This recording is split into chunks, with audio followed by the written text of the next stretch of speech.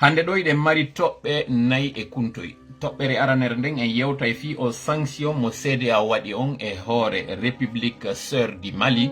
Tawɓe ɓen iɗen andi ko junte militaire woni ka maɓɓe toon sifano woniranen noon enen kadi on wiyeteɗo Assimi Goïta woni ko ardiɓe. Joni noon ɗi sanction ji ɗi CEDEAO on waɗi ɗo iɗen andi critique ji buyino e hoore muɗum ɓe wiwɓe taw déjà haray ɗin sanction ji hanano wadde saabu on CEDEAO ɗon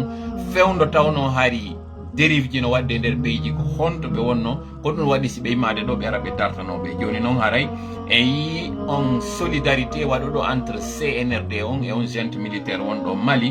wiwɗen noon joni ene ko coalition wona e waɗede ɗo entre militaire ɓe ɓen ko ɗum woni ene ɓe bambodira e woni ɓe wallidira e woni ko ɗum woni ko darete no jaboroɗen ɗo waɗen étude ji ɗon seeɗa landitoɗen histoire on kon ɗum wonno ko feƴƴuno.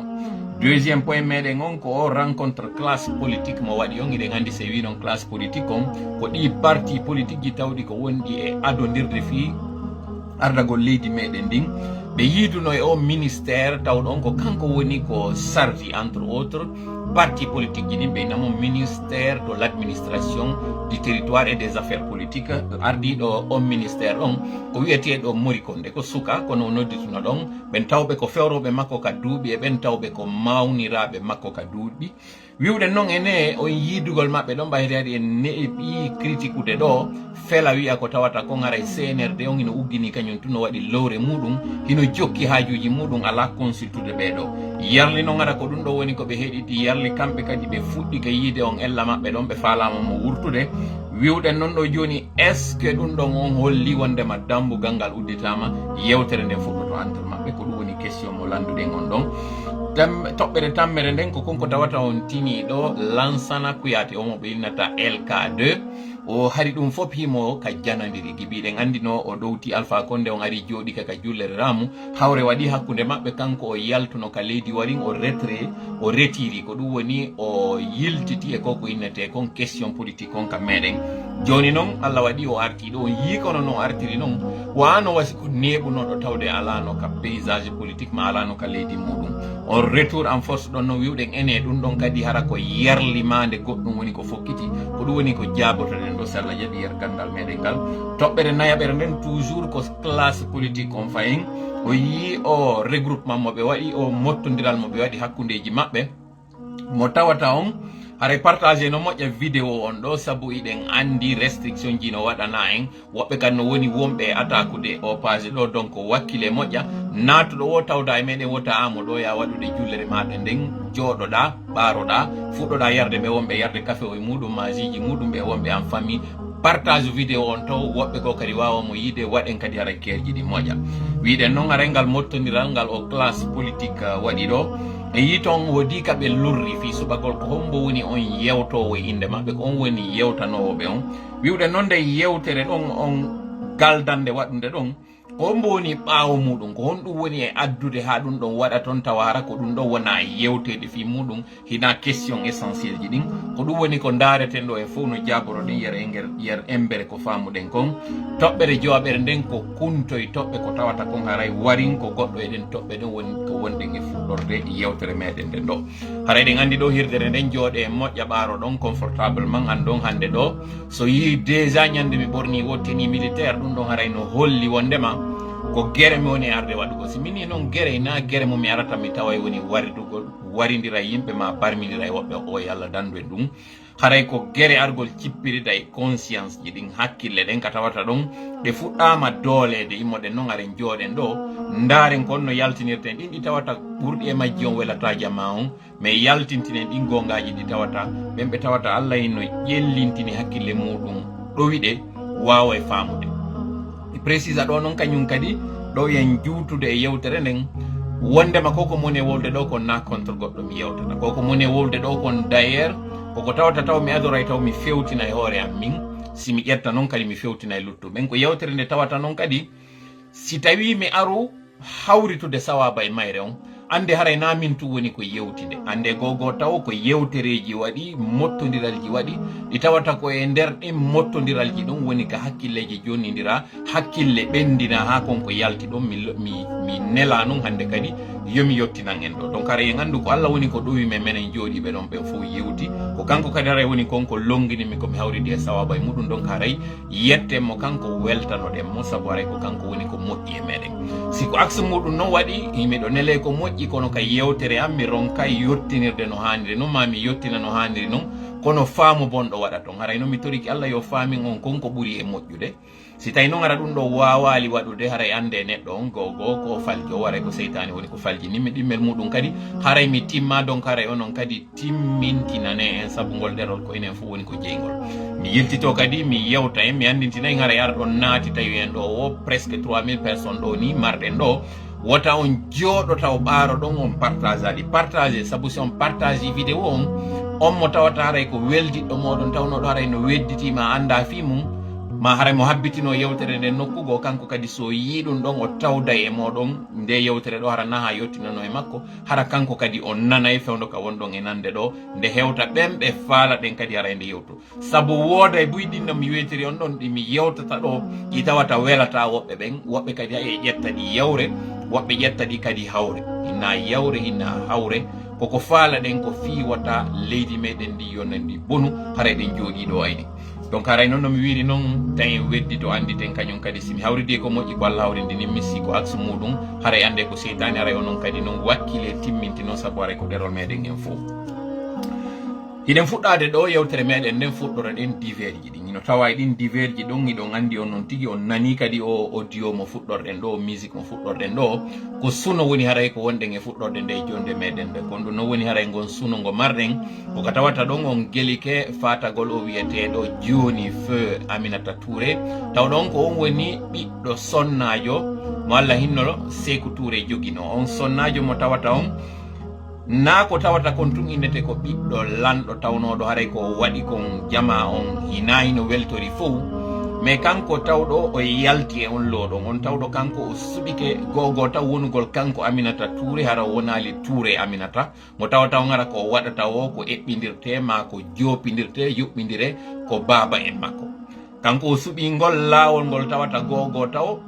o jaɓali parti makko on inne Sili no tawirta noon woɓɓe goo ko ɗum wonno ko conseil mo ko ɗum ɗo wonno ko ɓe wimo yo ɓaarol inde nde baabe makko marno nden on sonnajo mo tawta o jaɓali ɓaaroragol leñol makko ngol o wona on Touréjo taw o won himo revendique hoore makko maninkajo aray ko ɗum won nden fuɗɗorde yewtere nden ɗo ko par ce que iɗen andi neɗɗo o sollitata neɗɗo o waytake wowlede konko tawata ino moƴƴi tun e makko waytake kadi wowlede e makko konko boni tun e makko ko woduɗen ka aduna ɗo ko anduɗen konko tawata no moƴƴi landitetake sino moƴƴi ko on taguɗo ko moƴƴi on ɗum ko Allah on mo anduɗen kadi ko bonɗo mo tawata yiyetake ko moƴƴi e muɗum ko seytane ko ɗiɗo ɗiɗi woni extréme ji ɗin ene yimɓe ɓe giɗen hakkude ɗo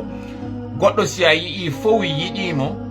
goɗɗo heɓoto añowo mo saabu konko tawata fof yiɗimo ko noon neɗɗo o way ko ɗum waɗi si baba adama nde tawno Allah tagi bañum baba adama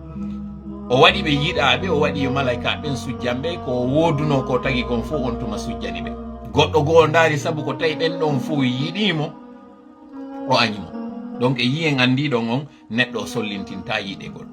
wano noon kañum kadi neɗɗo sollintinta añegol saabu seytane nde o fokkintinno yaadu makko ndun o heɓuno kadi ɓen yiɗuɓe mo yiɗi laawol makko ngol jokkimo kon ɗum wonɗen fuɗɗorde ɗo ko fiyen andu haray siɗen duwanade o feƴƴinde ɗo hande wota on ndaaruɗinɗi mawɗo makko o waɗunoɗi goo andite on mawɗo makko woodi aray konko waɗi ko tawata hay si tawi yaltitali ma ko ɗum ɗon hara ɓuri jaalude wooduno ko waɗi ka moƴƴi andite noon oɗo nayi o ñaawire konko baabe makko waɗi ma mawɓe makko waɗi o ñaawire kanko ko waɗi kon kono woni kanko ko waɗi hara yiltitoɗen ɗo ɗo e waɗu taw duwa on o wiyeteɗo Aminata Touré ko Fuuta taw o janɗi ɗum ko go'o taw o yewta e pulal no moni e yewtorde pulal ɗo ni même si hina en nargi man ka innete wowlo pulal fof no moƴƴi ɗum taw ko go'o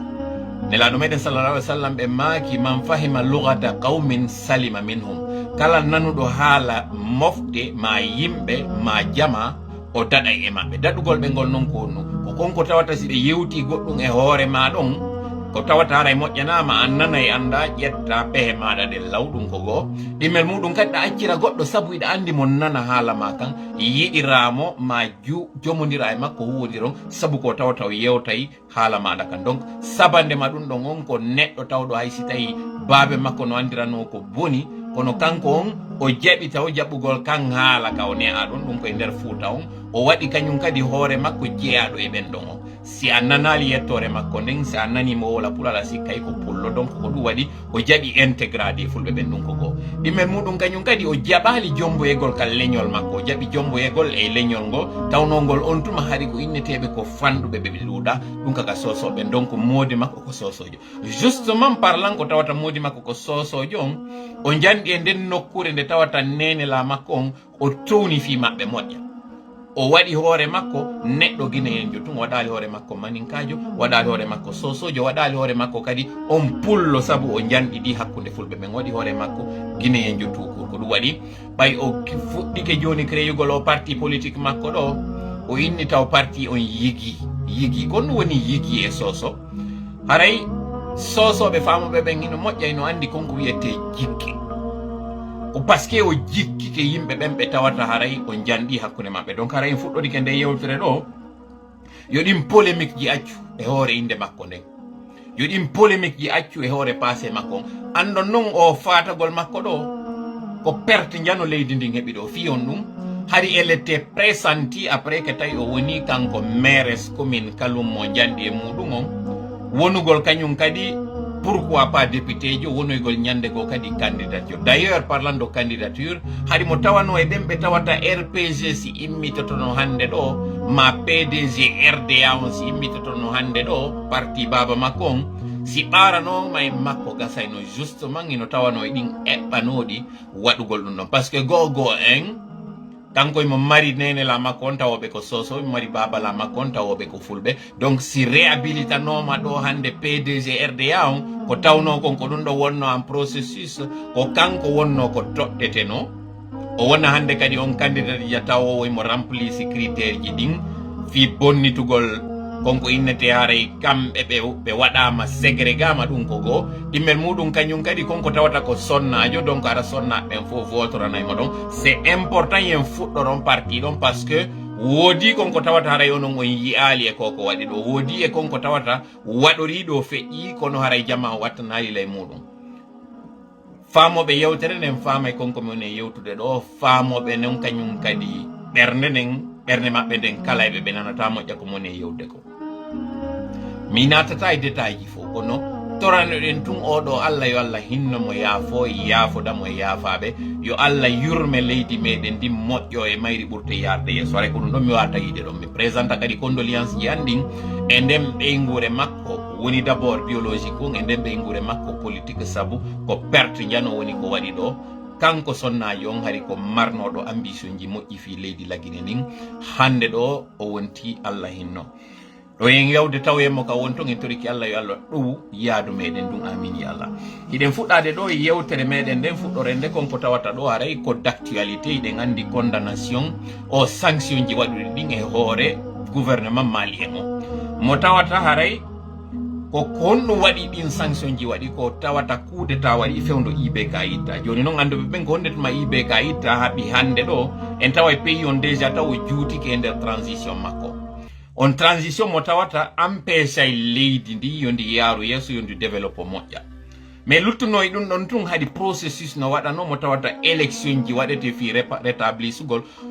ordre constitutionnel on ko ɗum woni lanɗo mo tawata ko jama on suuɓi ara jooɗo yeeso par ce que il est à rappelé o gente wonɗo ɗon ɓay ɓe ari ɓe itti IBK normalement si tawi ɓe ittinomo ko honɗum ɓe hani waɗugol ko artirgol konko ɓe innata kon ordre constitutionnel saabu IBK o change constitution o présenti o waɗi konko waɗi ɗon kon kono malien ɓe ɓen particulièrement ɓe yora paɗe ɓe daari ɓe tawi konko waɗi ɗon ɓurtay tu woni bonnude leydi ndin par ce que hiɓe ataka kadi sengonoron par les djihadistes ɓe tawi division wawata ɓe moƴƴande ɓe ƴetti responsabilité ji maɓɓe ɗi donc en faami ɓe ardir no moƴƴiri kono est ce que arɓe ɓen fof no moƴƴiri jooɗorto no moƴƴiri ma lannitoro no moƴƴiri rappel historique encore une fois ay ɓe ari ɓe ƴetti ngu laamu ɗo ɓe duwano organise gol élection ji CEDEAO on certiɗen andi kadi nde yewtere nde mi yewtata ɗo welata woɓɓe par ce que fi on ɗum haɗi wela woɓɓe ɓen ko konko tawata ɓe sikkay ɗo joni ko contre Mali mi woni e yewtude ma ɗum ɓe sikka konko mi woni e yewtude naami panafricain jo sendiniren piiji ɗiɗi jama sondu ko koɗo maaro kono ko geenal wurandu ɓaarota hande ɗo eɗen andi jihadiste ɓen certes hiɓe faala attaqude Mali ɓe ara ɓe yana e Mali en ɓe ɓen chose que nous déplorons et d'ailleurs taw ɓen wonaɓe wiyede jihadiste na jihadiste non en réalité ko terroriste ɓe tout court tawɓe ɓen hiɓe mari agenda ji maɓɓe ɗin woɓɓe maɓɓe ko e ko laaɓi woni e cippirde woɓɓe maɓɓe noon hino mari agenda caché ji ɗi min toola mi anda onon kadi wonɓe darde ɓen ɗo fof on anda donc naɗo woni question on tigui tigui question on ko on to woni si ɓe militaire ɓe ɗo ɓe inni wondema ko woni ɓe joƴƴinde ka laamu argument maɓɓe on fi landagol o 5 ans mo tawata en réalité ɓe andi kamɓe tigui ɓe heɓata 5 ans ji maɓɓe ɗin kono ɗum ina wayi o wonɗo yarde sooda marchandise partage e moƴƴa o direct ɗo particulièrement wonanɓe en ɓen Mali taw ɓe haray ɓe ɗeehi komo woni e yewde ɗo ko sikkugol maɓɓe simi ƴetti position saabu ɗum ɗon wonay kamɓe ressortissant ɓe guinéen ɓe wontirɓe Mali toon ɓen e Agnés saabu position mom ƴetti o ko question de logique mi woni e yewtude mi yiltito noon kadi e histoire on questionnen on histoire ɗon ndaaren ko ɗum histoire on wi en ka feƴƴi ko ɗum wonno ko waɗa woni taw ka région meɗen mais dans le reste du monde sifa ɗin piiji ɓayɗi waɗi ko ɗum yaltoyno e gandi ko ɗum waɗi si alqur'ana on ko timmuɗo inne kamilu ko par ce que o yewtete ko feƴƴi kon o yewtama kadi ko woni arde kon fiya wawa andude e nder ko wonɗa e muɗum kon aduna on ko tanji tati woodi ko hankin hande e janggo hande maɗa on a réalité on naatino e hankin maɗa on par ce que fewndo ka wonɗa e wowlude ɗon naatino e passé o donc en réalité ko tanji ɗiɗi woodi ko hankin e janggo janggo on o hewtali taw hanki maɗa on o feƴƴi hiɗa e nder on intermédiaire ɗon mo tawata tu as la possibilité de rester dans le passé ou bien de te présenter et de te préparer pour l'avenir faame moƴƴangon sengo ɗon en wi'i si caangol wuddi jokkito ilol maggol on wawa andude ko honɗum woni ko wuddinigol ɗum ɗon noon mi faala yen uddito hakkil moƴƴa jentitoɗen nde yewtere ɗo honɗum woni nde yewtere par ce que ko heeɓi hande ko Mali ina fokkitani lagini eɗen andi en nana ɓe wiya le Mali et la Guinée ce sont deux poumons au sein du même corps wo Mali e la Guinée ko jope ɗiɗi ko ɗum woni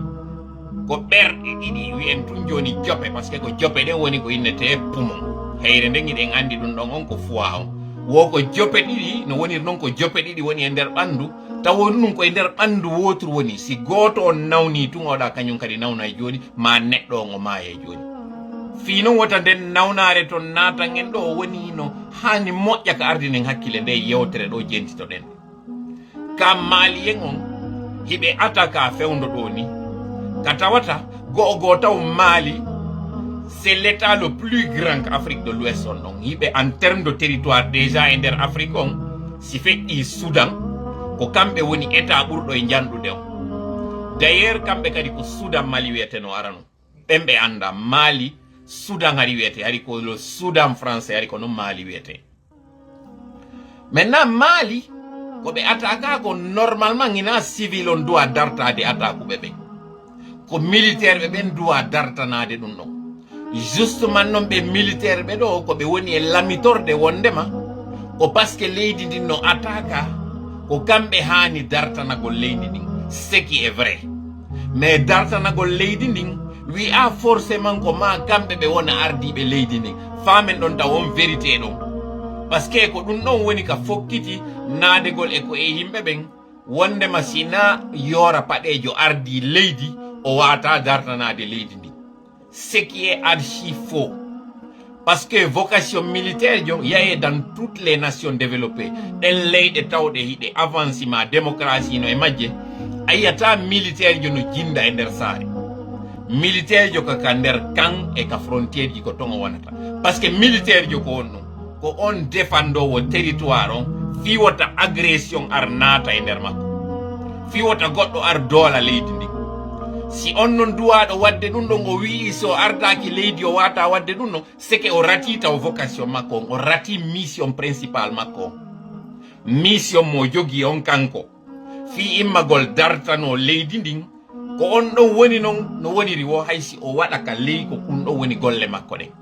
o wata prétendude ɗum ɗon o wiya si o waɗaka ɗum ɗon o wata defande leydi donc fame Assimi Goïta ko manipulation woni e waɗude e peuple on wiya ɓe simi amen en ardi on leydi ndin ko doletendi c'est pas vrai leydi ndin ko yoɓe dartano ndi woni ko kamɓe laami woni na kamɓe laami ko on to non woni preuve on wondema ko prétexte ko ɓe yeggiti nde ɓe dartano ɗum ndin leydi ɗon sanction économique ji ɗin si yani e hoore leydi ndin ko kamɓe tigi kañum kadi nangata warindirgol hakkunde maɓɓe ma yahanta on gouvernement on tigi parce que hande kadi crise sociale on haray o janɗi ko ɗum woni probléme Mali en Mali déjà no wirɗen non territoire on no janɗi ƴette exemple on simple siɗa jogui suudu maɗa kono suudu ma ndu janɗiri wo woni fittugol ndu e andugol ko woni e feƴƴude mayru mettiri fi kono ɓiɓɓe maɗen ɗuuɗiri wo e nder suudu ronkata andude ko hombo ñaami ko hombo ñaamali ko hombo jangi ko hombo jangali c'est une question toute simple si a heeɓi suudu fanɗu ndu haray ɗa wawi andude ko honto laaɓi e mayru ko honto tuuni e mayru si inni kadi fittugol ndu no welanma fiya fittu ndu idi si innama suudu ndo janɗi donc Mali ko tawata territoire maɓɓe on ino janɗi ko tawata kon ko ɓuri kon e maggi kañum kadi désert no woodi hino complique situation Mali en on deuxièmement Mali ko multiculturel ko ɓen arabuɓe tawɓe ɓen ko nord e ɓen innaɓe ɓen ko sudaneɓe ɓaleɓe ɓen ko sud subsaharien ɗon ko ɓeɗo hawtiti pays goto ɓe tawa culture ji maɓɓe ɗin na gooti si ɗon andi moƴƴa histoire on si a yewtidi e ɓe capaɓe ɓen Algérie Maroc Tunisie Égypte siɗa yewde maɓɓe ko nanata ɓe inna les africains comme si ara kamɓe naɓe africain ɓe fi on ɗum ko ɓe faala wiide ko nous les arabes kono ɓe wata wiide nous les arabes par ce que na arabe ɓe tu won ton berbere ɓe kan no tawa ton chérifien ɓe no tawa nder ton ɓe wiyeteɓe sirifuɓe ɓe tawɓe ko métis ɓe en réalité joni noon ko ɗum woni ɓe considéri an ɓawla gurijo on ko an woni africain jon fi noon wota ɗum ɗo waɗuka koye yimɓe ɓen ɓe créé o état Mauritanie ko ɗon wonno frontière on entre l'Afrique blanche arabe et Afrique noire soudanais ɓen ɗum ɗon noon joni bonti Mali noon joni wonti on pays mo tawata noon ɗasi ko pays tawɗo ko wonata frontière on entre ɗin ɗon ɗiɗi Mali wonti noon on théâtre ka ɗin ɗon piiji fof woni e arde donc fame probléme malien ji on va au delà ko wona ɗo yaltintinanede kon e kene ko ɗum woni noon si fuɗɗorɗen noon jentite moƴƴa hara on haw jaali fi e waw arde noon e probléme meɗen on kala noon on faminanɗoma wondema probléme malien on ko probléme djihadisme wonɓe attaquude gogo taw o ɗaynima an wonɗo e wadde ɗum ka hakkilma deuxiéme ou troisiéme probléme o Mali mari on ko on mo tawata ɓe fokkitani riisiɓe ɓen wiwgol ko kamɓe e maɓɓe wallidirta alors que ɓe marno allié traditionnel haysi on ɗon nunɗali e maɓɓe moɓe woni e gerrude e muɗum donc ko guerre géopolitique kadi woni e feƴƴude Mali komo no wonata perdant on dans tout ça ko population tawɗo on kanko ko ka hoore makko piiji wona e naadede ɗi tawata ko guerre mo tawata na on wona yaltinede tigi tigi na guerre on tigi woni kaɓe wona impliqué ɓe naade nder ɗon ko manipulation wona e waɗede ɓe yollo noon nder ɗon e nanay noon e pulal ɓe inna sumo suudu yonday ñemete tentini noon ɗen ɗe ala leeɓi ko honɓe no woni ɓen ɓe ala leeɓi ko on population mo tawata on si intérêt heɓike ɗo kanko o heɓata kono si sonja heɓike kanko o tawete par ce que si pays mo tawata o ala port ko pays continental tawowo imo ataka imo mari désert wi imo janɗi ha ɗi tension ethnique ji e social ji e politique ji fo hawtodiri e makko ko peuple on doit wonde intelligent anda probléme on ina ɗiɗo fo probléme on ko o wonɗo e memmindinde ɗiɗo fo nde wotere fameɗo moƴƴa yewtere nden wota en divagu probléme on ina ko tawata kon djihadisme no arde parce que plus de 10 ans ɓen djihadisme no nder ɗon probléme on ina ko innete hande ɗo ko Russie contre France na ɗum ɗo woni probléme o ɗum ɗon kadi ça va se gérer entre puissance probléme on ina ko innete kon fewdo ɗo ni pays malien ɓe mari crise politique en tant que tel probléme on ko ɓe tawɓe ɓo yiɓe faala heɓude manda mo ɓe jooɗoto e hoore leydi ndin ɓe régla kamɓe compte ji maɓɓe kamɓe ɓen wonɓe ɓen hoore ɗum par ce que ɓe wawata wiide si ɓe ardaki leydi ndin ɓe wawata défendude leydi ndi ko on to ɓe wonno fewndo IBK wonno wadde ko nde ɗo noon yewtere nde fewti kadi CNRD on ko honto CNRD on wonno fewndo Alpha Condé wonno wadde ko woni e wadde ko tuma noon situation o woni o puuri sike ɓe aroya noon hande kadi en sauveur ɓe inna men ari sauvugol on fi on wawi yiide liyen on moƴƴa ensuite ɗiɗo fof en wi ko probléme ji kono ko honto woni vrai probléme on ko ka tawi noon ɗo joni ɓe landi 5 ans mo tawata réalité ko 2 ans et demi ɓe woni e ɗaɓɓude ɓe watta ɗi noon e ɗin ɗi ɓe heeɓi ha fewndo ɗo kamɓe ara ɓe timmini ko ɓe falano ko maintenant entre temps ko on ɗum waɗata sanction économique ji ɗin e politique ji ɗin e crise mo kala noon naadira aranmo ka naadirta ɗum par ce que européen ɓe ɓen France en premier décida kañum kadi yagginayi Mali ko ɗo noon areten noon joni histoire o yiltitoɗen noon histoire o ganden kon ɗum feƴƴuno fi ko inneteno confédération du Mali fi en wawa andude ko on to fokkita ɗo moƴƴa faamen sakite moƴƴa yewtere nden mi jeeji o aux années des indépendances dans les années 1950 pays de l'Afrique de l'Ouest yiɗin ɗi décidi ɗi gaynida e France donc faame moƴƴa o probléme wona ɗo wiyede réglete ɗo o panafricanisme et nationalisme et kala konko tawata ene wolede ɗo ça ne date pas d'aujourd'hui ça fait plus de 60 ans africain jon no jogui ɗum ɗo iɗen andi ɓurɗo yoɓude prix ɗum ɗo on ko enen laggine par ce que 63 ans d'indépendance han joni e wawali heɓude feccere ko ɓen tawoɓe hande ɗo no faala yiltitorde ɓawo no mari en l'occurrence Côte d'Ivoire Sénégal Mali ɗiɗo ɗi heɓuno kanji avantage majji on kon ɗum noon ɗi heɓirno avantage ko par ce que kanji ɗi déciduno ɗi yaltata e colonisation on d'une manière violente ko de manière progressive ɓe yaltirta yiltitoɗen noon e on histoire ɗo ndaare taw drapeau ji Sénégal lagine e Mali ɗi fop ko rouge jaune vert ɗi jogui 1 deuxièmement Mali et Sénégal hari ko fédération goto ɓe innamo la fédération du Mali ça veut dire hari ɓeyɗo ɗiɗo ko pays goto mo tawata o gontuma Sénégal na Sénégal hari inneteno Gambie kañum kadi na Gambie inneteno Gambie ko e nder Sénégal on wonno Sénégal on kañum kadi no rattachi no e Mali on fédération du Mali créyanoɗo ɗon kamɓe ɓe sali no ɓayi ɓe haldi lamɓe ɓen Houphouët-Boigny Senghor ɓe tawata ɓe gontuma ina lamɓe e Sékou Touré hari koɓe activiste ɓe décidi ɓe yaltay e nder protectorat français on ɓe développa leydi maɓɓe ɗin konko inneteno on tuma RDA créa woɓɓe sali natude on RDA ɗon ɓe naati e konko innete PRA sinami fayo parti de rassemblement ka ko en tout cas ɗo ɓe créi goɗɗum goɗon ko tawata ko dartagol ɗum ɗa mi alani natude e détail ji ɗi moƴƴa ce qu'il faut comprendre anduɓe ɓen laggine ka wiyeteɗa ka cas magasin ji no ɗon ko magasin ɗi Mali ɗi wiyeteno magasin du Mali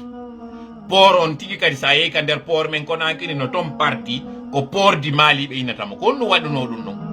ko konko tawata ɗi pays ji ɗo tati ɗi décidi ɗi dartoto on tuma de Gaulle mais ɓe yeehi ha ɓe bonnidiri hakkudeji maɓɓe dara tawa intérêt ji maɓɓe ɗi na gooti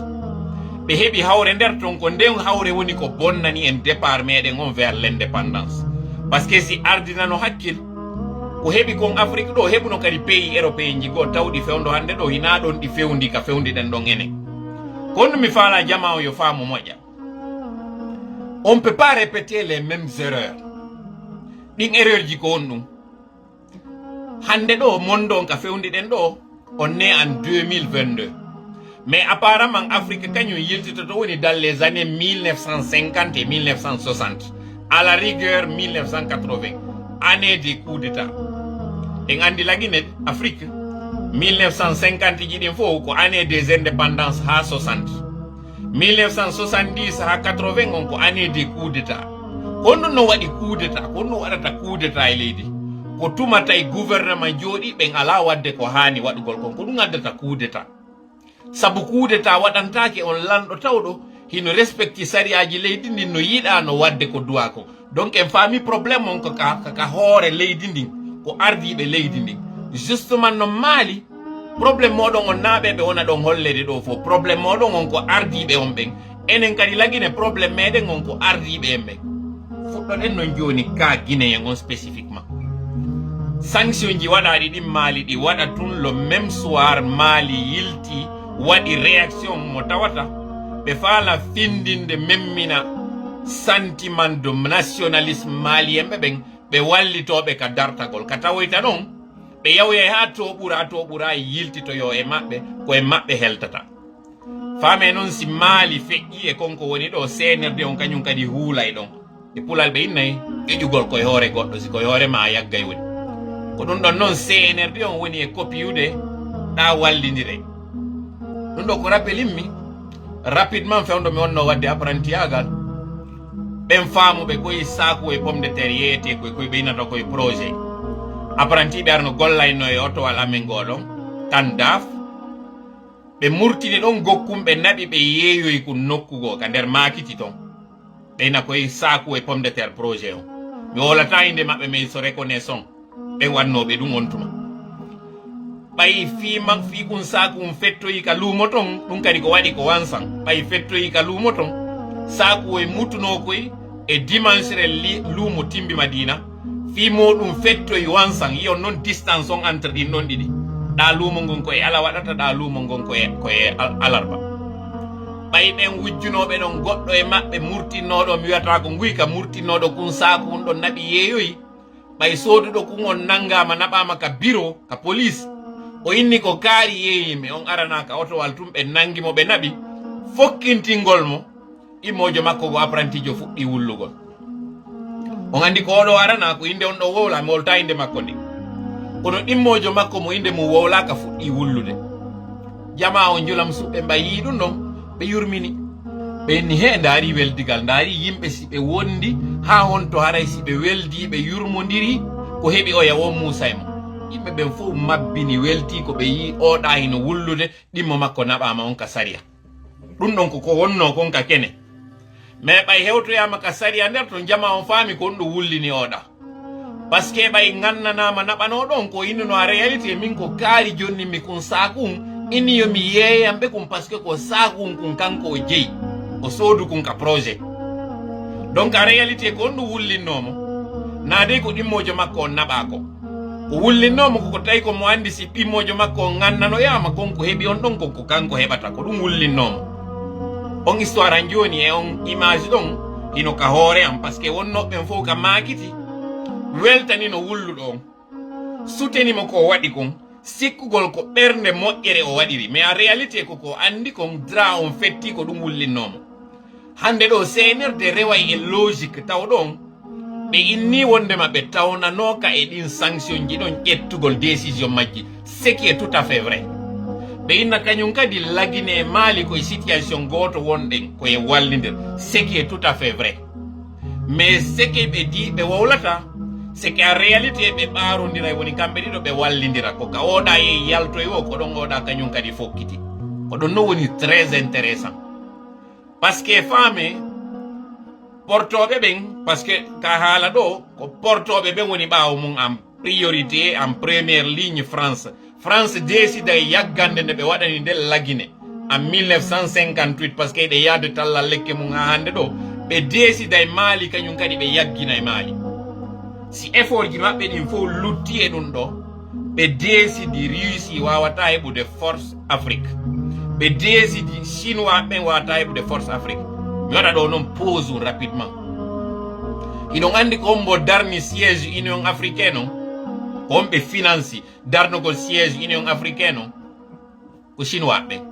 iɗon andi fewndo ko on ɓe woni e armude ɗi rébellion ji ɗin Afrique ko Russie ɓen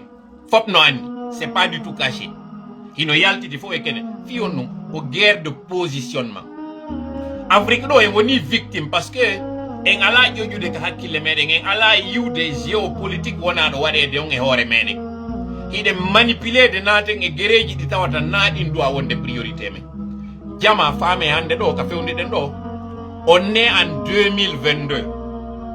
ɓe wonɗen e naɓitude mi ɗum ɓen kamɓe ɓe naati no 2045 par ce que hande ka wonɗe yewtude ɗo ko véhicule électrique wona yewtede fimum fewno ka fewniɗen hande ɗo wadde o direct ɗo mission ji no naɓa planète Mars darugol si ndiyanno ton e hakkille moɗon jama fi hon ɗum pétrole on ino abandonnede ino yahede joni e véhicule électrique en on pose hore mon en question fi hon ɗum hande ɗo ino yewtede fi protégugol environnement vision ji no waɗede wiwgol zéro émission de gaz à effet de serre fi hon ɗum hande ɗo no yewtede fi yewgol ka hoore weeyo dow ga fi ndaroygol si ndiyan no dow ɗon est ce que on pose hore mon en question enen non Afrique han joni ɗen jogi hoore meɗen nden inde ka nder monde moderne koyɗe meɗen ɗen han joni no ka antiquité han joni e wawali andugol e wawali émancipade anticipen ko woni e arde kon han joni enen iɗen acca iɗen nangude han joni piirugol ko hombo ardoto yeeso han joni ɗen nangude e piirugol oɗo ko soso oɗo ko pullo oɗo ko maninka o yiyay fuɗɗode yewtere meɗen ɗen ɗo ko yewtuɗen ko goɗɗo eno feƴƴini mo tawata ko mataw mi waɗa 5 minutes yewtugol lienji makko ɗin ko dewol makko ni ko gorol makko ni ko hombo woni e yiwde fewndo ɗo on nation développiɗo États-Unis mo tawata ko nangeti e wiwgol an ko a breton jo an ko a gaspésien jo an ko a mauricien jo an ko a ɗum ɗo jo ɓe feƴƴino ɗin étape ji ɗon enen han joni ɗen ɗin étape ji ɗi tawata i ɓurta en woni nattude ɓaawo pour votre information prix carburant on ƴaway e balɗe ɗo ɗum ɗon noon no fokkitani en enen lagine certes ɗi sanction économique ji hewtuɗi ɗo Mali no mi wiri on noon Mali sikkay ko piwum sama kala woni ko ɓe fuɗɗitoriɗo ni par ce que ɓe sikkay ko yugol tun nationalisme aranga ɗon fuulji yimɓe immo inna wallitoto ɓe darto ɓe sikkay ko ɗum woni ko fokkiti ɗo ni européen ɓe ɓen fof à l'exception Russie déciday kañum kadi yagginay fi ɗum ɗo ara wattali hommo no woni perdowo won ɗum ɗo ko population an wonɗo lan en darude ɗo sikku ɗon wondema konko yaltintinaɗa ɗon ko ɗum woni probléme on tigi tigi alors que non defuɗoma o probléme ɗo ko wonɗo widuɗe o éternise to ka pouvoir ɗo pour 5 ans ko ɗo duwa yewtede gonga o anda o ala wallude leydi makko ndi wallugol leydi makko ndin ko gollirgol hakkil négociation na fewndo wonɗa ɗon faible négociata ko fewndo wonɗa fort négociata fi wota wontu faible fewndo ɗo Mali no mari force seeɗa par ce que fewndo hande ɗo ni jihadisɓe ɓen no feere kamɓe ɓe feere taw ko fewndo noon ɓe duwa ardinde hakkil hara ka maɓɓe wonali champ de bataille fuɗɗoɗen noon ka guinéen o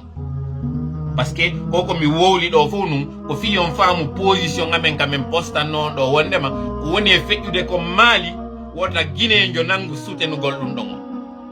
fi on ɗum certiɗen andi CDA wonɓe jouari rôle maɓɓe on réellement mais si ɓe fuɗɗike finude noon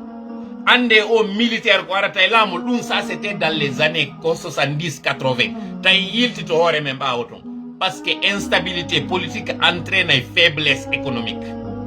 fewndo noon ka tawata ɗo ni tout est enjeu économique nde nawnare covid nde wonɗon e yiide ɗo fof no andi no nde fuɗɗori kono gooto anda honto nde daroyto 1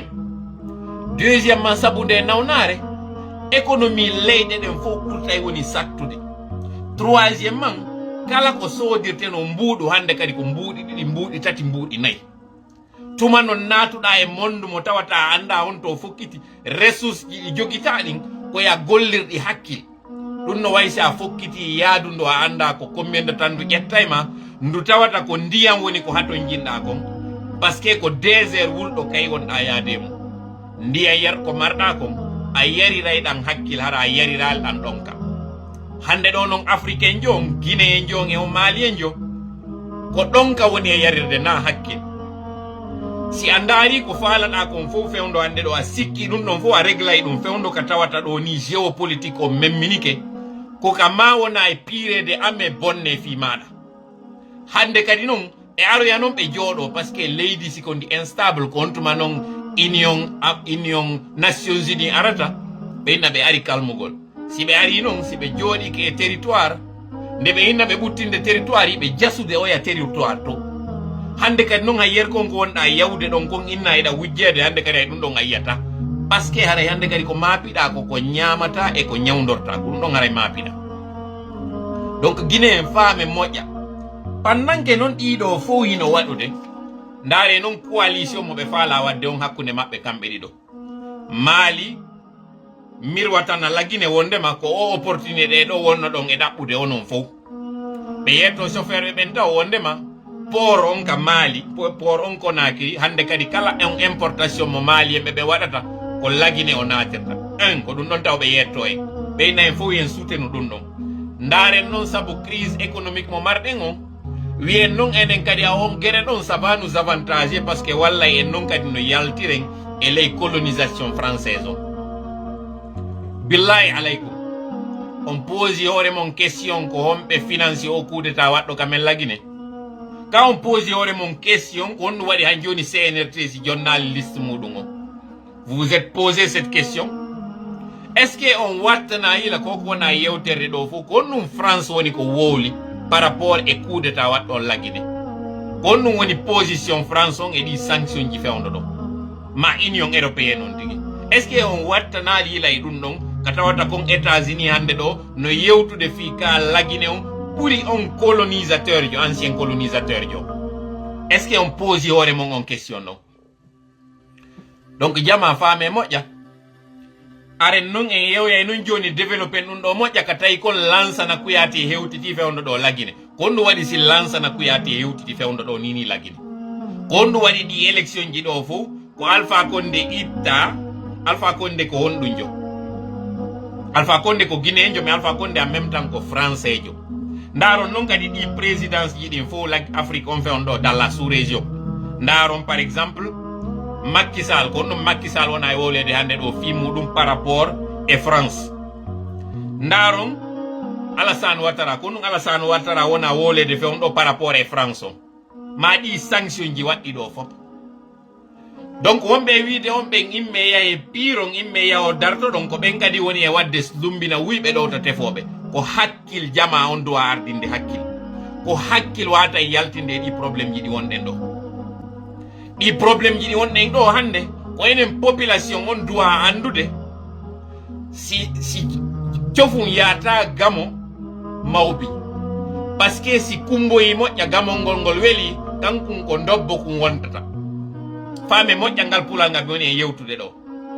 cofum yata gamol mbawbi ɗo gandi kon ɗoni mawba ko koko wiyete kon éléphant par ce que si gamol ngol ondi kañum cofum kum ko dobbo kum wontata hande ɗo woni CNRD woni mi anda kon no gento on wonɗo Mali innete ko ɓe woni e wadde kon ɗo ko piiro maɓɓe kamɓe ɓe woni e waɗude wonɓe waɗinde ɓe noon piiro on wonɓe finansude wonɓe wallude ɓe on anda ko homɓe puisque noon on anda ko enen duwa ndarude ardinaki haray naɓali ɓernde nde yeeso wiugol ɓe français ɓe tampini en ɓe waɗi ɗum ɗo oui c'est vrai mais est ce que noon en jonnayɓe on opportunité no ɓe arira noon kadi ɓe ɓurta yanude e hoore meɗen ko hakkil gollirte exemple on en yiiɗo ko ɗum Sékou Touré naadi en e muɗum ka wiɗon nous préférons la pauvreté nous préférons l'indépendance dans la pauvreté que l'opulence dans l'esclavage joni noon hino koye nder ɗum ɗo wonɗen hande ɗo les mêmes erreurs kadi woɓɓe no répétude ɗum ɗo wiya kamɓe ɓe tappa e ɓerɗe maɓɓe yeeso ɗi puissance ji ɗo goɗɗo mo tawata hay hurgoji maɗa ɗin ko goɗɗo darnanay maɗi ñawdagol maɗa on vaccin ko goɗɗo addanay ma économie maɗa on fof fusa ala produisude ko honno tappirta am ɓernde ma wiyayɗa piridude on ɗon billahi aleykum e hakkille moɗon jama donc mi jeeji on fi Allah udditen hakkil moƴƴa yayen essentiel on ko ɗum no woni essentiel on hande ɗo haranaka Mamadi Doumbouya ɗo kanko e o mayga o ɗumajo honno Assimi Goïta ko kamɓe yaha formoya ɓeɗo taw déjà point commun on hakkude maɓɓe hiɓe maridi relation kamɓe ɗiɗo pour votre information délégation Mali no duwa yiwde Mali immo ara hewta lagine dans la semaine prochaine koɓe jooɗoytoɓe yewtoya ɗon kon e ko wowlanoyto ɗen kon e ka presse na gotum mi yiltito ɗo noon taw e puyon ko mi fuɗɗi yeggitude ɗo no fewndo coup d'état on waɗi lagine inna membre ɓe ɓen fof ka gouvernement o interdisana yaltugol kombo permettano yaltugol fewndo on tuma tawanoɗo membre gouvernement o ɓayo yalti kañum kadi konto immine o yeehi mi jonna o réponse on ko riisi o immine o yeehi fiyon ɗum e hakkille moɗon atinoɗo permettede e membre gouvernement Alpha on yo yaltu ko riisi o immirno o yeehi on posaki hoore mon on question fiyon ɗum risal ko waɗi kon fof leydi meɗen ndin CNRD on immiki ari ɗo han joni contrat ji rusal hay goto résiliaka e hakkille moɗon kon ɗum waɗi ɗum alors que non iɗen andi enen tigi rusal kon ɗum waɗi leydi laguine ni fria fewndo hande ɗo nini situation fria on kon to woni donc jama ardini hakkil moƴƴa andon na ko wona ɗon e wowlanede kon e kene woni ka nder et encore une fois mi yeeto e mondo hande ka fewndiɗen ɗo on ne en 2022 kono no wodi woɓɓe wonɓe en 2040 déjà konen e ɓeɗo no woni e waɗidude lawol enen non ɗo yen mentenu bete 2022 mo wonɗen e muɗum on hiɗe yiltitade en 1950 et 1960 1970 ka ɓuuri wonde ɗon ino développé parce que enen e yiltita woni hoore men ɓaawo e waɗugol coup d'état ji e argol mainteno e pouvoir ji ɗi tawata ko yo wonu ɗon ha ñande andetake kon toon a yeyde on ne pense pas développement on ne parle pas développement or première mission leydi ɗuma gouvernement ko assurugol sécurité yimɓe leydi ɗi assurugol sécurité maɓɓe on noon na wiugol tun sécurité territorial on o sécurité alimentaire kadi si tawi noon enen ko port on tun woni ko marɗen ko ɗon tun piiji fuɗata o yiigoy kaɓe fokkintini ɗo kon budget 2022 on ko wiugol ɓe investisse plus dans l'agriculture ko on ɗum ɓe woni e waɗirde ɗum ɗon posé kadi hoore mon on question ɗo donc ɓayna en wonu ɗo nini par ce que déjà taw direct meɗen on ɗo en heeɓi déjà en fuɗɗino à 30 en heeɓi déjà 45 minutes kiɓi fuɗɗiɗen ɗo aren e ɗe point je ɗo ɗe tawata en juutinta yewtere nden e majje premier deuxième point on après kan yewti ɗo fi o CNRD o relation maɓɓe on ɗum on aren non joni rencontre entre classe politique o mo tawata miɗo mari ɗo piiji tati ɗi mi yewtata e mum piyu ngara nun ko si CNRD on jonnali en han joni liste maɓɓe on han joni ɓe waɗanali en chronogramme ɓe ni ɓe arde ɓe assainissa woni laawol ngol ha gasa ɓe laɓɓinana ngol wonɓe arde ɓe laamu si tawi intention ji maɓɓe ɗin ko laaɓunoɗi fi on ɗum o classe politique ɗo no Aliou Ba wiiri noon ko par média interposé ɓe humkodirta ɗole kadi ko par ce que yaltiɗo en tutti ka himpare en andini wondema ko transition wona e waɗede na mandat si tawi ɓe écarti classe politique on e rewta e ɗi wownoɗin ɗin on tuma ngal dambugal ɗo uddita mais en même temps classe politique on mi jonnata inde ɓe fof no ɓe didori noon ɓe andi kamɓe kadi kaɓe woni e joɗade ɗo ɓe ɗanninay ɓe woni hakkilkin kamɓe ɓe immo mi yeton ɗo komɓe woni CNRD CNRD ko ɓen famin ɓe faalaɓe wadde ko hakkille jama on qu'ils sont avec tout le monde alors qu'en réalité ils sont avec personne ils ne sont que eux-mêmes pour preuve ndaare ɗo si ɓeɓe UFDG fokkiti innugol no critique de CNRD goɗɗo noddaɓe ɗon wiyaɓe o yaali Ousmane Gawal no tawa nder ton o yaali kaarino nder ton on ɗon wonta hande kadi bouclier on mo tawata siɗa yeeyude marchandise a joƴƴina échantillon on ka yaasi kono on échantillon o yeeyetaki koko woni kon ka nder magasin yaltinoyte ɓeɓe RPG kadi même chose kamɓe kadi ɓe memminoto ɗum ɓe inna o yi ko peti o e moɗon koye tum ɓe waɗi nder ga ɓen ɗon kadi ɓe deƴƴa hokka hande kadi alors que non en réalité ina politique opposition ɓe woni e wadde na politique mouvance ɓe woni wadde ko propre politique maɓɓe on ɓe woni e wadde population on noon hande kadi ɗaano ɗon politicien ɓe ɓen kadi ɓe fof ɓe ɗaano ɗon hande ɗo noon ko hanuɗen famugol politicien ɓe ɓen na kamɓe woni force on goy kamɓe ko ɓe représentant peuple o CNRD na force on goy ko ɓe représentant pays on ko homɓe woni yimɓe ɓen ko homɓe woni force on ko onon ɓe wonɓe ndarude ɗo tourninoɓe leydi ndin tawɓe ɓen son immiki hande ɗon wi git ma o wi ñet feƴƴata ɗon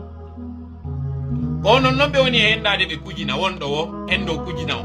woni classe politique on famina no yaade waɗoya négociation ji à votre nom alors que c'est à leur nom CNRD o noon faami ɗum ɗo moƴƴa ko o division ɗo o profitanta ɓe o yiiɗi rencontre ji waɗɗi ɗo ɗi tawata ɗin o yii yewtere nden ɗon taw ɓe inni wondema hande kadi no sikkirnoɗen noon en violation charte on wondema ko ministère de l'administration et du territoire on organisata élection ji ɗi je n'ai aucun problème avec fi on ɗum seni on kañum kadi organise e yii ko on to woni probléme an o ko probité ɓen organise oɓe élection woni ko seni ɓe innete woni ko ministère de l'administration ɓe innete ɗum ɗon noon ko en fof duwa aynude ɗum ɗon ko enen fof duwa gerde ɗum ɗon ha tawata laaɓi pos en andi ko moƴƴuɓe lawɓe fewɓe waɗata en ɗum ɗon en andi ko violation alors que charte on ko inni organe décidowo on fi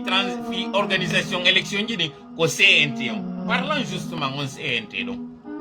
en nani ministre Morikonde ko wi kon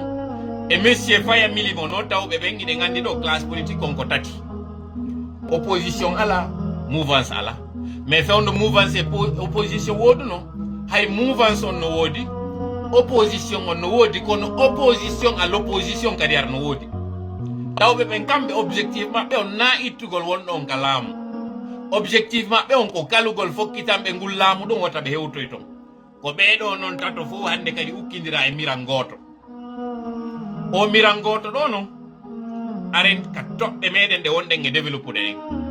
par ce que tan on nangi en ɗo hande ɗo en yahay yiltoɗen en waɗay ɗo yewtere nde tawata on yaafotola hande nde organise nde ordonotako fiyon ɗum hatta nde ordono ko par ce que probléme mo marɗen on himo tiiɗi tellement kono udditirɗon hakkille wo wawto yiide ko on to soñdia o woni wawto yiide on to ngakku on woni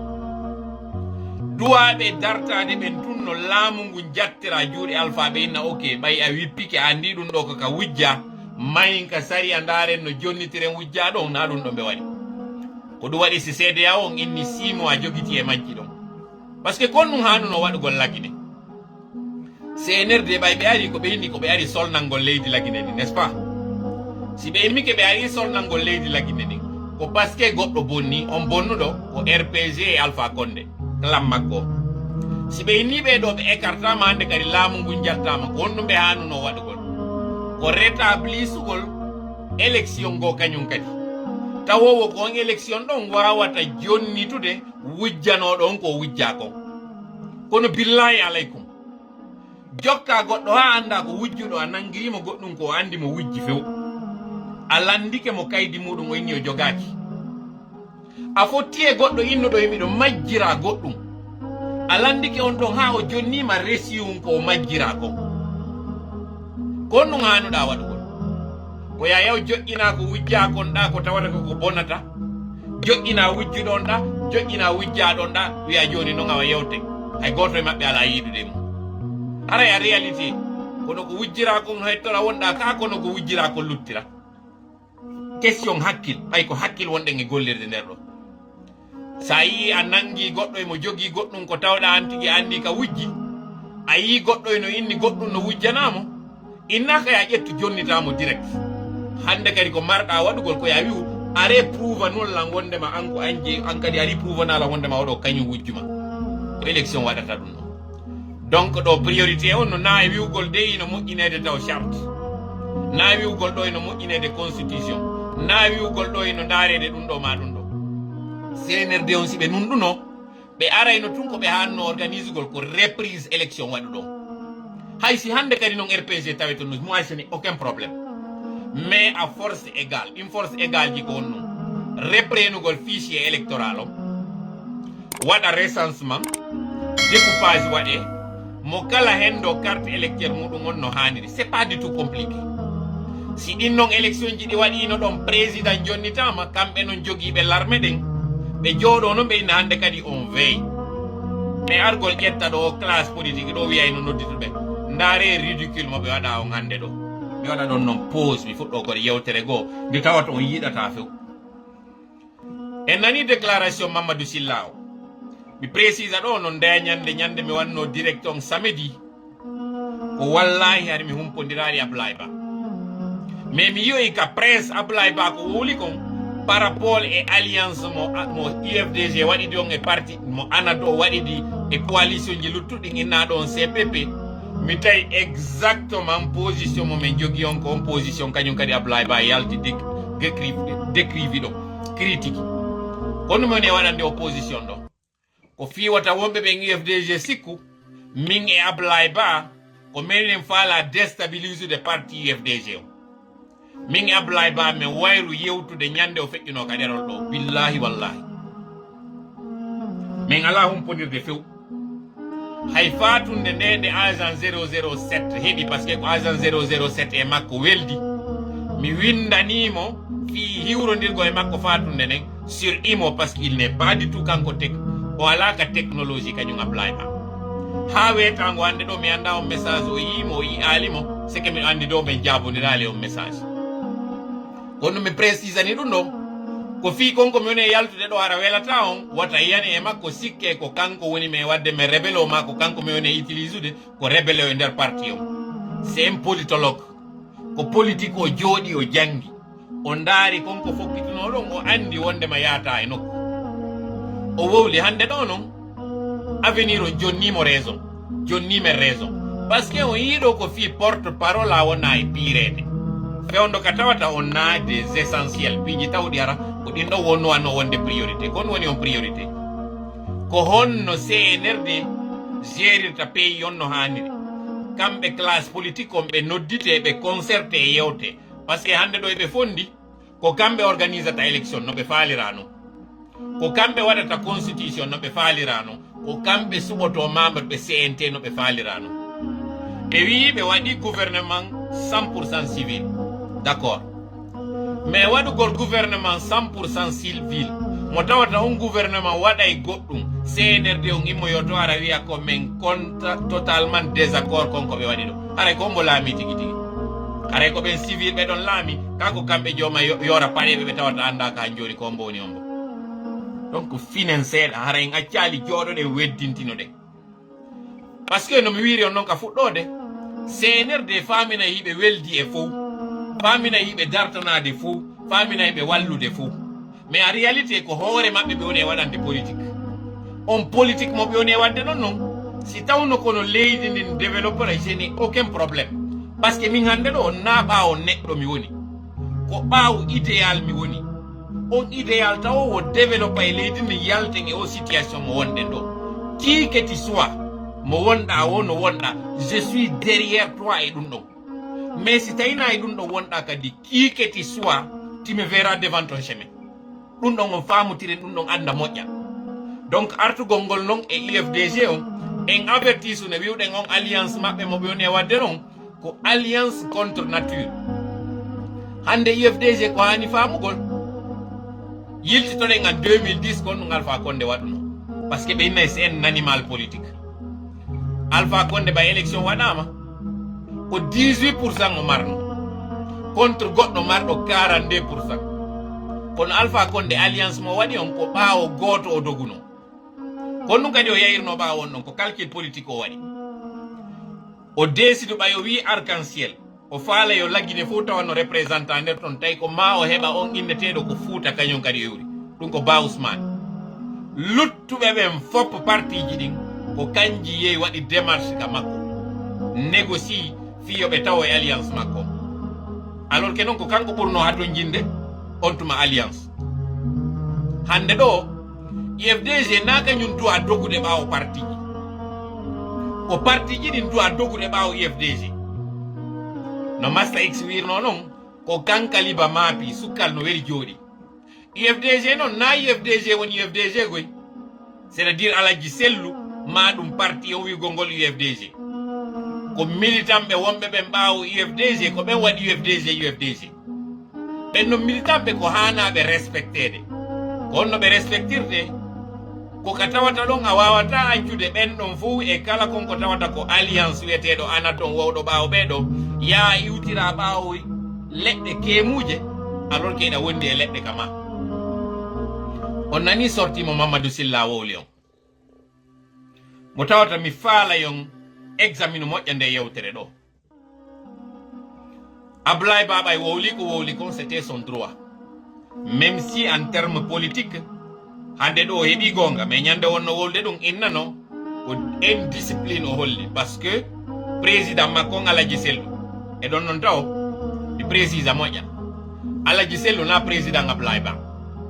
Alaji Sellu na président population Guinée Alaji Sellu ko président parti mo tawata on ko on aspire yawgol ardo laamu précisé ɗum noon taw moƴƴa famutire on non parti ko programme o jogi ko idéologie o jogi i tawata ko kala on tawɗo ino identifié ɗum ɗon qu'il soit Peul, Susu, Malinké ou forestier jeeyi on parti na Alaji Sellu jeeyma si Ablaye Ba yalti exprimi position mudum ko droit makko exprime même si koye parti o jeeya Mamadou Silla non ɓay yalti ka presque o wi wondema o noddi Alaji Sellu par rapport e konko on exprime ɗon Alaji Sellu noddi kañum Ablaye Ba mi anda ko terme on ɗum mi employata ɗon mi anda ko siko mi wiyata noddimo rappelimo à l'ordre noddimo sonkanimo noddimo mi anda ko on ɗum mi employata ɗon on terme mi anda ko mbo mi employata parce que terme mo mi fokkintini o mi tawa hunduko an kon kaloto Ablaye Ba sokaɗo fi Alaji Sellu e parti muɗum on 2 fois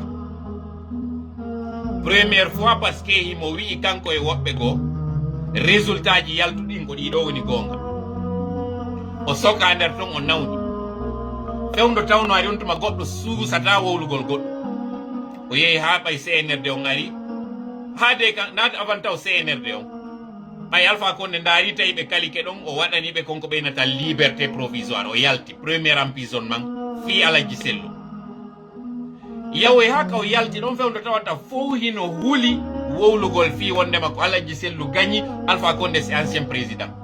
Ablaye Ba yalti fewndo on tuma wowli publiquement Alpha Condé c'est un ancien président goɗɗo sokanema 2 fois goɗɗo noon jooɗo kañum fewndo tawi an a yeehi a présentanoki ka législative ji o gagno élection entre guillemets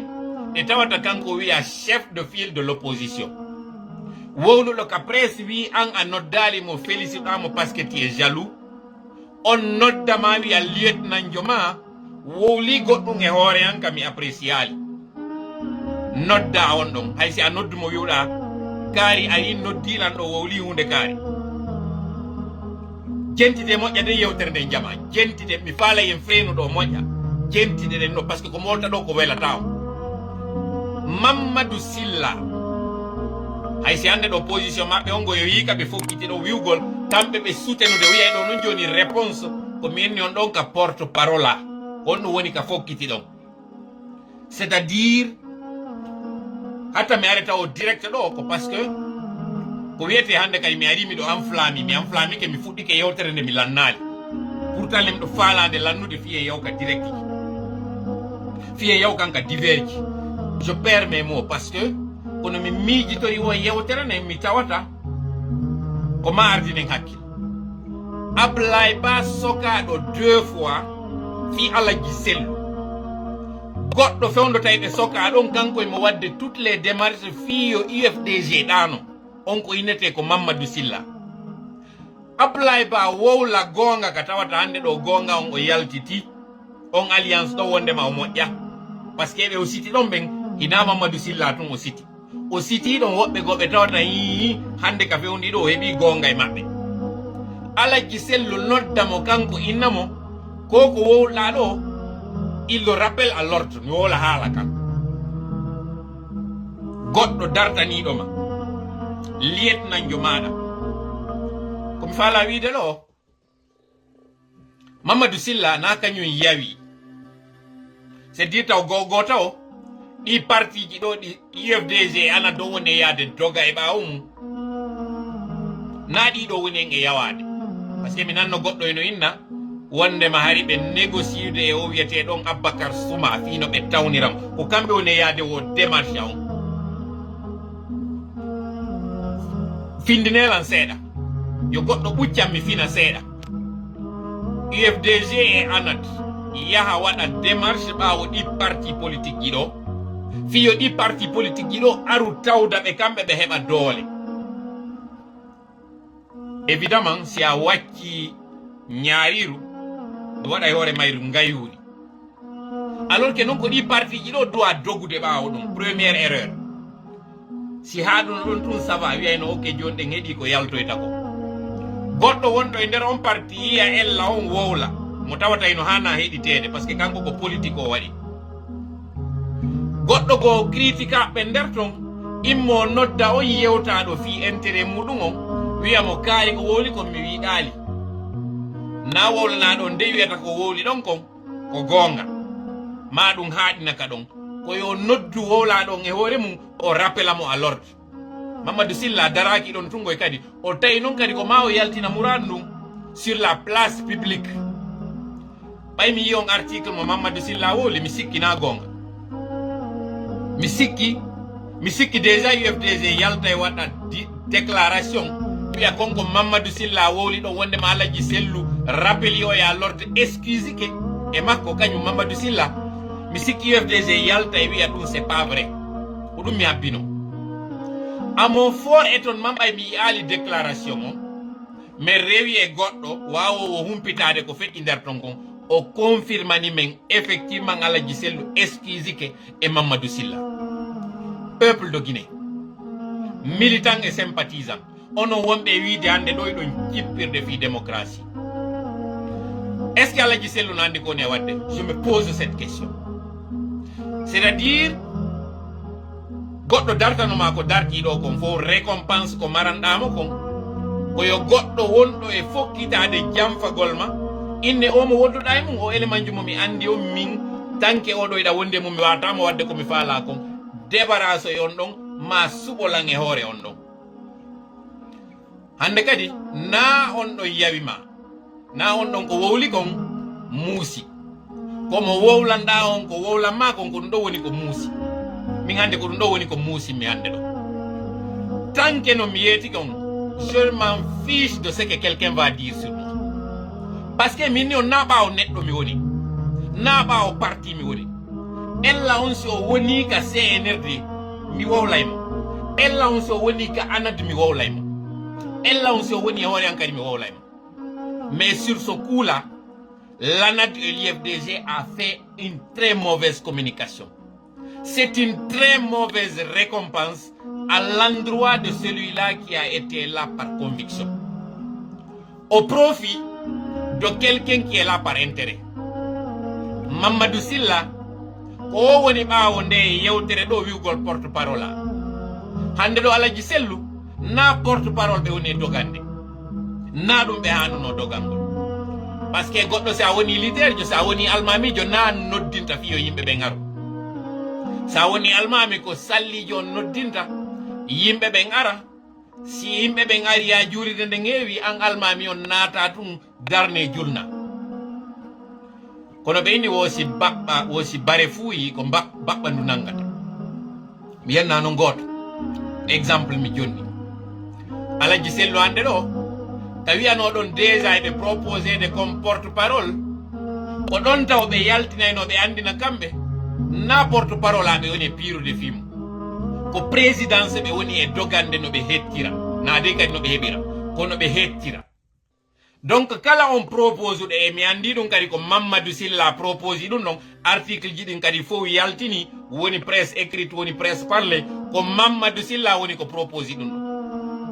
kombo no woni ko valide tawoɓe ɓen ina hakkille woni e waɗude ɓen ɗon je vous laisse on no tigui yon daaro e nder parti o komɓe propose ɗum ɗon kon ɗum jonda argument o ɓenni wo en 2010 ka parti politique ji ɗin fof accord o waga o ko waɗano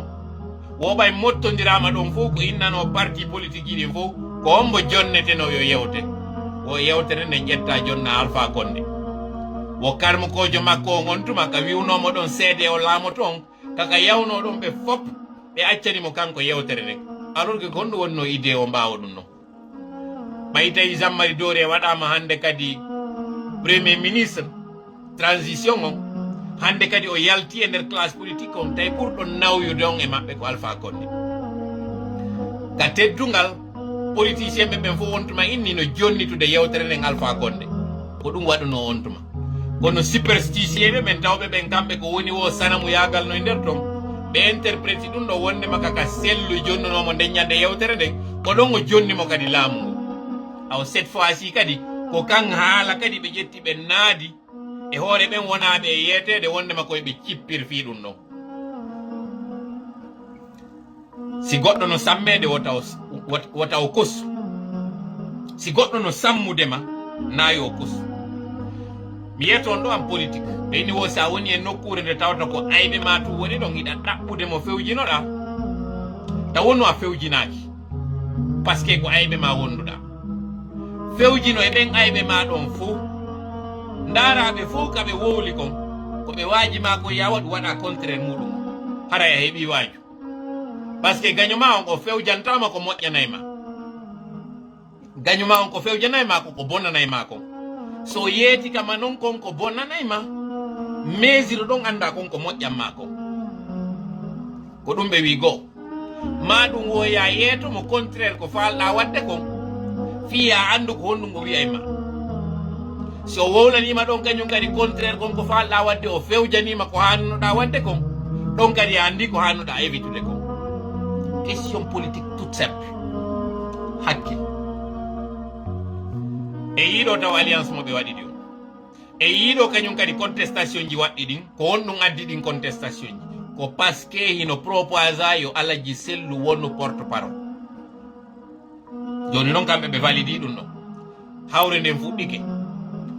ɓe nani faya mili men o ko wi ko wondema kanko emo jonniti CNRD on gonga ko tawata kon han joni CNT joƴƴinama parce que nombre ko naɓa kon ton ino ɓuuri nombre moɓe landi o ɓe wi 15 place naɓama 100 et quelque est ce que ɗum ɗon ko argument non est ce que ɗum ko raison valable non wonanoɓe jonnede ɓen kaɓe tawno 15 on timmi hanno ɓe ferma gibi ɗon ɓeyna hande kadi min jaɓata siko gonga ɓe woni ɓiyeti kon opposition no woduno mouvance no woduno kono no woduno woɓɓe tawɓe koɓe opposi koye opposition o ɓen han joni UFDG no naɓidude maɓɓe han joni ANAD on hino naɓidude maɓɓe en clair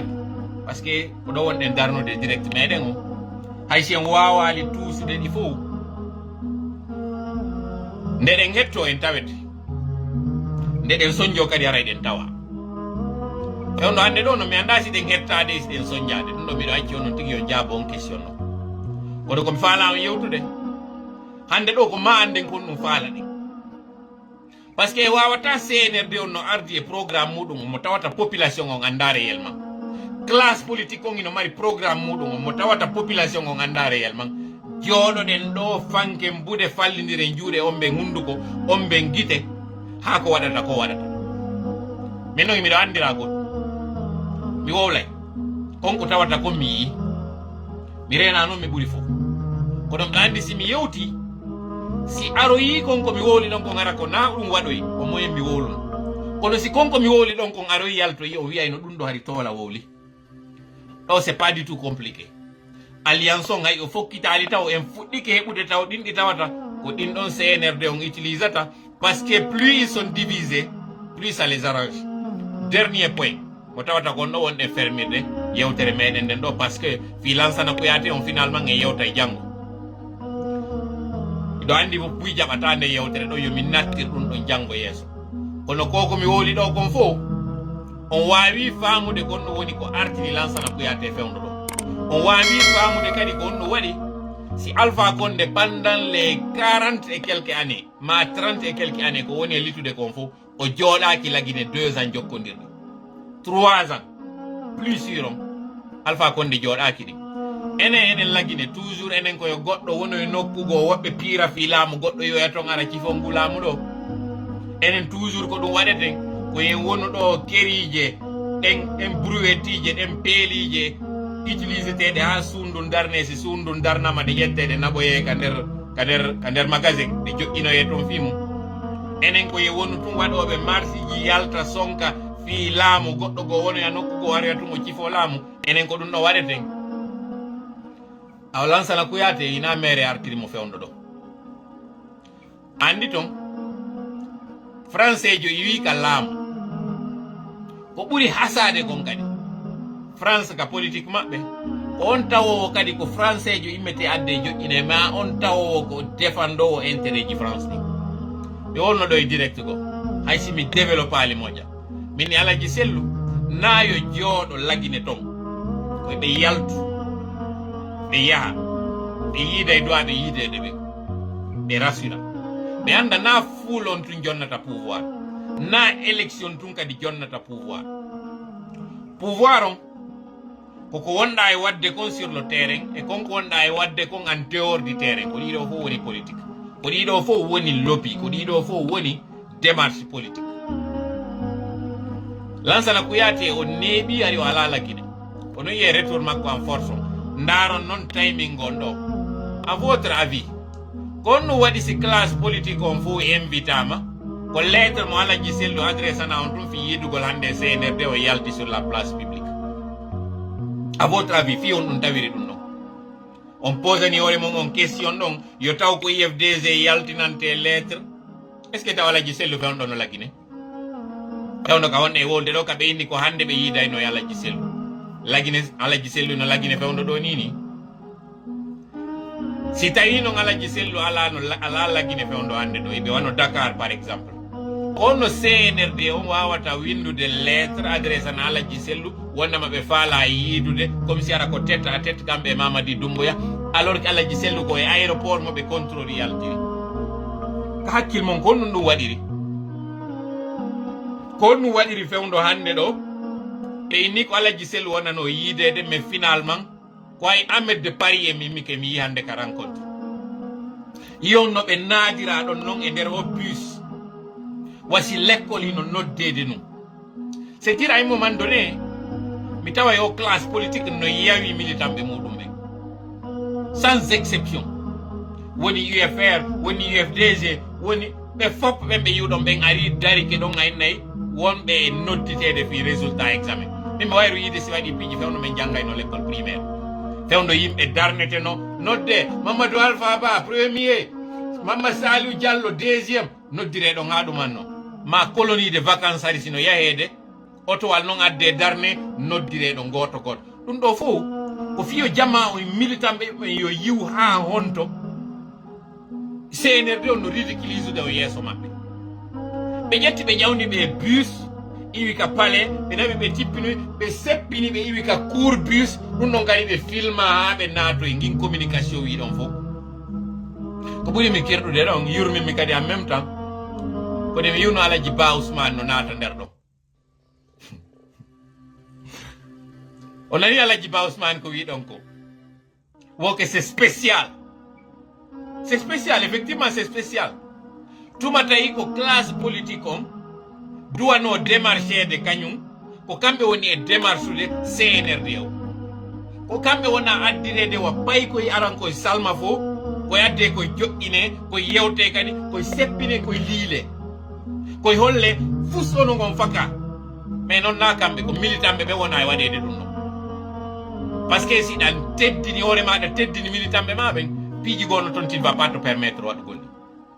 pas parce que an a falaka ɗi waɗugol mais parce que ɗa andi bon sens o jaɓaji Alpha Condé ne innano yo ƴawka hélicoptère on kanko e Alaji Sellu ɓe yaha intérieur woɓe yewtoya militanɓe ɓen hottugine ko ɗum Alpha Condé wiwno o wi o yaltata militanɓe makko ɓen nder no kaya si wi ate wala few ɗo sikka ko waɗi ɗum ni tum par hasard ko kanko immi waɗi ɗum ɗo par ce que mo andi ndeññande so ƴawnoy kon hélicoptère on kanko ara e laamu gasi ko soit hélicoptère um ɗum ko yiyanayno ma ɗum so yeyno hewti yeeso ɓen militant ɓe makko ɓen o ni konko waɗɗon ɗon duwaka ñande ɓe yawno ko élection ji ɓe sanctionnayno mo andi kanko kon ɗum woni porté action politique na haala kan tum politique ko kuuɗe ɗe wonɗa e wadde ɗen ɓandu ma ɗum ko woni e hollude kon e yewtere maɗa nden ko ɗiɗo si goto e ɗiɗo boni ma ngakki luttuɗin fof kadi bonay ko chaine donc o message ɗo mi adresse mo e anat ɗo ala mo fewtinde Alaji Sellu parce que hande Alaji Sellu j'ai l'impression que c'est une autre victime fiyonno mi woni e wirde victime ɗa andi laamu ko wonɓe takkuma ɓen kono ɓe wajorma o ko no warrata luttino gotel e piiji ɗiɗi ɓe waajoma saloɗa ma ɓe waajoma ko boni ɗin ɗon ɗiɗi noon ɗi moƴƴa si a heeɓiɓe waajiɓe ma ko boni a bonnay sa heeɓiɓe waajiɓe ma ko moƴƴi a waɗali kon ko moƴƴi ɗon a waɗi ko boni kon kadi ara a bonni ko ya heɓo waajotoɓe moƴƴuɓe ƴetta waaju ɓurgo e moƴƴude ngun hutorangu no ɓuuri e moƴƴirde no ko ɗum waɗi so yiiɗi direct ɗin ɓifoɗɗoji ɗo mi wiya yo Allah longinan gon ko ɓuuri e feewude o hawrindinanmi on sawaba ɗon mi yewta on no ɓuuri e nanorde onon kadi nanon faamon hutoro no ɓuuri e moƴƴirde ko relais ko point de départ point d'arrivée e konko woni entre mum ɗon ɓoggol ngol ittowol ngol ka point A naɓa ka point B si yewtere nden nde moƴƴi feere nden ko moƴƴere yewtuɗo yewtirali no haaniri noon faamotako si yewtirama no haniri non eno fewiri faamuɓe ɓen faaminari no fewiri non par ce que ɓe salima ɗum ɓe alakin hakkillon nafata si ɓe nani ɓe yi ko moƴƴi kon kadi ɓe hutorali nafata ko gibi ka source haka arrivé donc hande ɗo j'espère que ana to waway faamude wondema o alliance mo ɓe woni e yaade ɗo ko alliance weddintinoɓe koko ɓe woni e wadde ɗo ɗi rencontre ji kamɓe o classe politique ɗo ko wota wonu wondema ɓe ala e jalogudude e classe politique on hande kadi enen ɗanoɗen ɗo wiyen okke ɓe yewtude mbulamu ɗo waren ko alaji sellu ngu fewti kaɓe yeɓe jooɗi ɗo ɓe yewtigoy koɓe yewti ɗo koɓe jonno alaji sellu laamu ngu fop waɗa ɗum ka hakkille mum jooɗo ɗon ha omo ɓe faala jonde laamu ngu tuma ɓendi wo ƴette jonne on ɗo faalaka noon yo wedditoye ɗum ɗo mi faalaka yen jooɗo ɗo aynino ɗen woota ha geɗano fewno ka huɓɓinɗen ɗo kon ka huɓɓi ɗo ko ɗum ɗo jogitoto ɗen honɗum mi faalano wiide ka recommandation ji nde ɓe ara ɓe inna on ko woni e wadde ko maali en immo sutenen ɗum ɗon maali tigi no hana findinede taw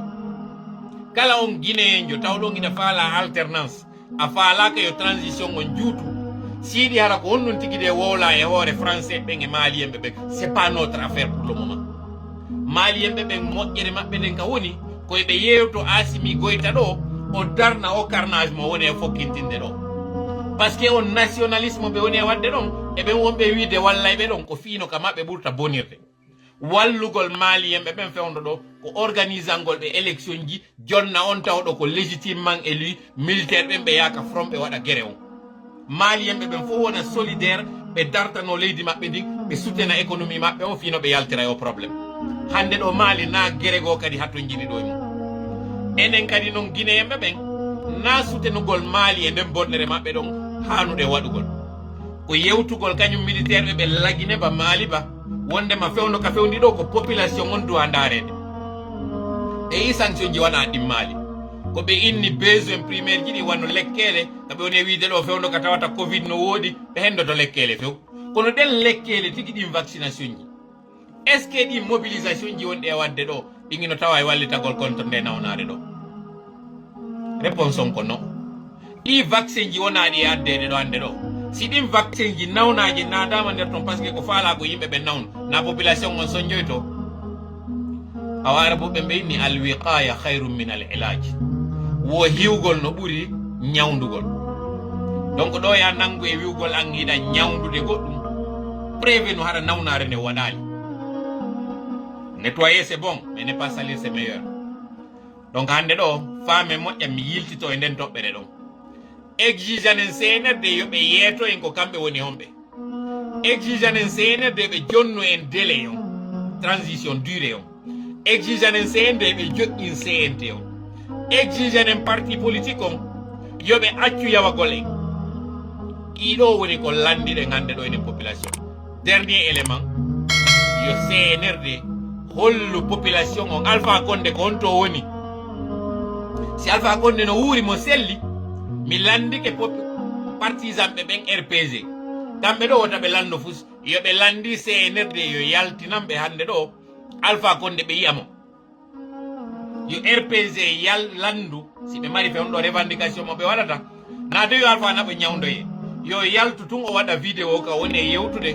o andina jama mo e jaam sur ça ko ɗum ɗo mari Allah hawrinde en sawaba yo won ballo meɗen allahumma salli ala sayyidina Muhammad wa sallim assalamu aleykum